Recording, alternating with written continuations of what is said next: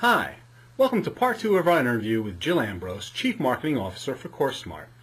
In this interview we've been learning about electronic textbooks, and in this portion of the interview we're going to discuss the future of the electronic textbook and digital course materials. Well, thank you, Jill, for helping us learn about CourseSmart and about digital textbooks and where they're going. And I'd like to turn our attention now to the near-term future for these and start with the topic of the momentum of this movement. Certainly electronic textbooks are becoming more and more popular, but they've got a long way to go before they become the norm. And that's what I'm wondering is, what's it going to take before digital course materials become the regular distribution methodology versus the traditional paper textbooks that we've been used to for so long? Yes, e-textbooks are gaining momentum, but in order for digital course materials to be ubiquitous in the marketplace, I think there's about 4 areas that need significant progress. The first is in affordability. The second is in what I would call mobility. The third is in the e-resource category. And the fourth would be in the development and integration of technology ecosystems. So with regard to affordability, I believe that digital course materials have to not only provide lower costs than the new print alternative, but they have to provide a lot of extra value as well. In terms of mobility, the proliferation of web-enabled devices combined with the expansion of campus Wi-Fi will really help adoption of digital course materials. What we saw in 2010 with the launch of the tablet is that there is a higher use of adoption with students and faculty alike that are using the tablet. In fact, our research has shown that approximately 34% of all faculty and students prefer reading on a tablet than any other device. So we will see that continue to grow. The other thing I think that's important with mobility is the fact that companies will need to be device agnostic.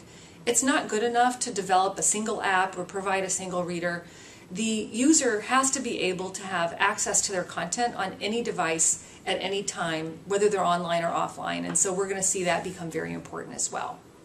The next area that is important, as I mentioned, were e-resources, and again, having interactivity and an engaging digital course material environment is very important, but it really doesn't matter if there isn't any added benefit to the student. And so the e-resources we believe of the future will be those that have the automatic integrated assessment tool in it with feedback loops from the student to the faculty, and will increase student outcomes. We're seeing that right now. That is about 70% of the market, and I think it will continue to grow. The last thing that we believe is very important is the technology ecosystems. And faculty and students are so busy with everything that's involved with their environment, and they don't have time to think about accessing other systems or products or tools when they're outside, when they're in their workflow. So again, what CourseSmart's doing is integrating our digital course materials right into the workflow, whether it be a learning management system, a student information system, or a campus portal. All of those environments should have access to digital course materials and have all the features and the productivity and the way that they use the digital course materials in their daily lives. Excellent. Well, thank you so much for those thorough observations. Now, what about e-textbook vendors? What are the main hurdles they have to overcome to make digital textbooks the norm for the distribution of textbooks in our schools today? Yes, various digital course material providers are going to have to think about a few things in order to have e-textbooks or digital course materials be the norm and the primary choice over a print textbook. The first is availability. I believe that it doesn't really matter if you want a digital textbook for the title or the textbook you've been assigned. If you can't find it, it's not available, who really cares? So availability is going to be critically important. And from CourseSmart's point of view, we believe the fact that we have over 90% of all the course materials offered in North America today for core textbooks that are offered in North America as an e-textbook, that's pretty important. So availability is critical. The second thing that is important, I believe, is a combination of affordability and extra value. So if the textbook is, great value, great price compared to the print textbook, and it has extra things that you can do with it or benefits it can provide you, that in itself makes it better than the print textbook, and why wouldn't a student want it? So those are the kinds of things that I think are going to be very important. CourseSmart believes, with our products, we offer savings of up to 60% off the price of a new print textbook. And then we have all of our productivity tools. You can cut, paste, search, highlight, and it saves students up to 2 hours a day on studying and learning. So those are the kinds of things that I think are going to be critical. And then the last thing I think that is important is mobility. If students and faculty are on the go, they can't afford to lug 10 textbooks around with them. So one of the most important things to think about, as we do at CourseSmart, how can you make products available to faculty and students anywhere at any time on any device? And we do have a device agnostic strategy. We do have the online, offline reading platform, a single platform for all of your uses. And so those are the kinds of things that I think other providers are going to need to think about as well.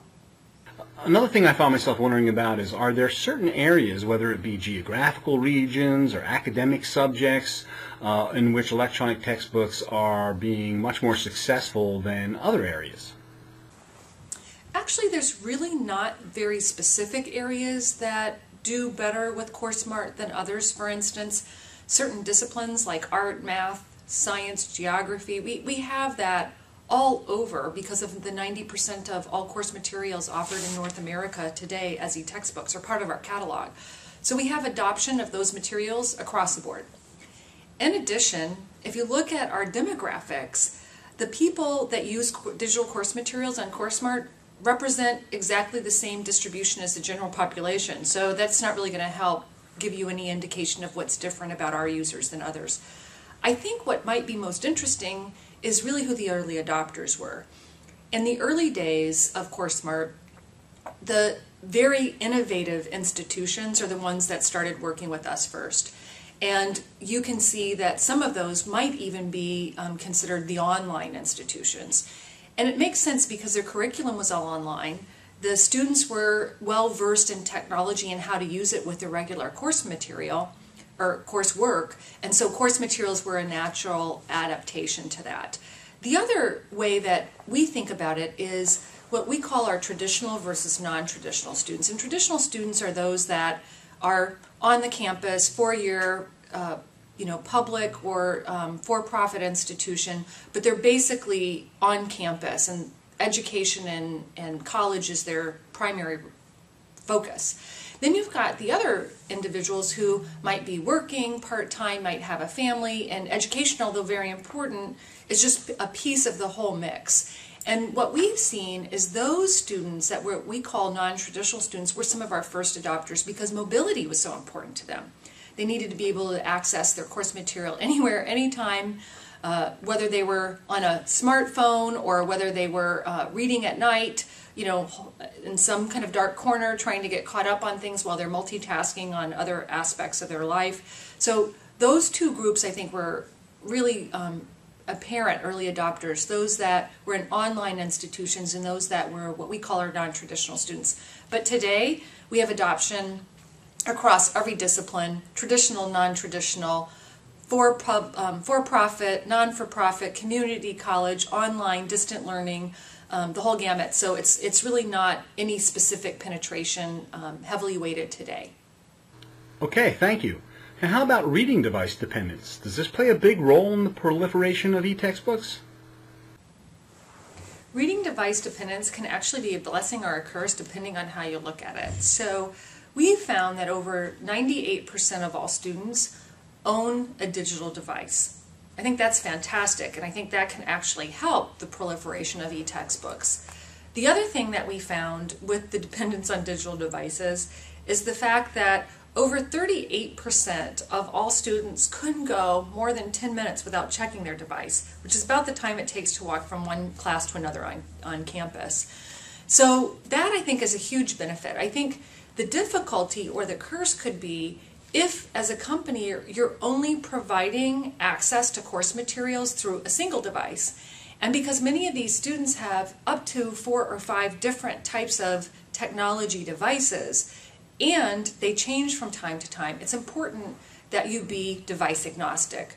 So device dependency in itself by a student and our faculty member is a benefit to this proliferation of e-textbooks. It's being specific device dependent that could actually be a curse. Well, from a consumer perspective, I can certainly say that a device-agnostic approach is certainly what we hope for. Are there any other observations you'd like to make about electronic textbooks and the future of this medium? Actually, the future of e-textbooks is now. eCar just came out with a recent study that indicates that over 57% of all students are currently using e-books or e-textbooks. I think the question to ask is, what is beyond e-textbooks? And we at CourseSmart believe that e-resources are the future.